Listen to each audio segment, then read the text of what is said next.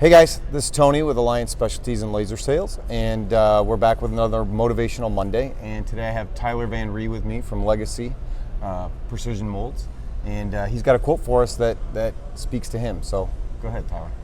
Yeah, the quote is, "Fear kills more dreams than failure ever will."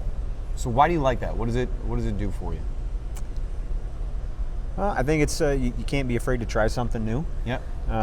Sometimes we get so afraid of trying something new or stepping outside of our box that we miss up on so many other opportunities that are right in front of us. So don't let fear get in the way. I agree 100%. I mean, there's no reason to be afraid of trying something. I heard a preacher once say that your freedom is on the other side of your fear. So if you can just break through that fear, Yep. You're free to do whatever you want, because nothing is as bad as the fear that you have. It's the right. end result is never going to be that. So That's right. I 100% agree with you that fear kills more dreams than failure. It does. Thanks for watching, guys. Thank you.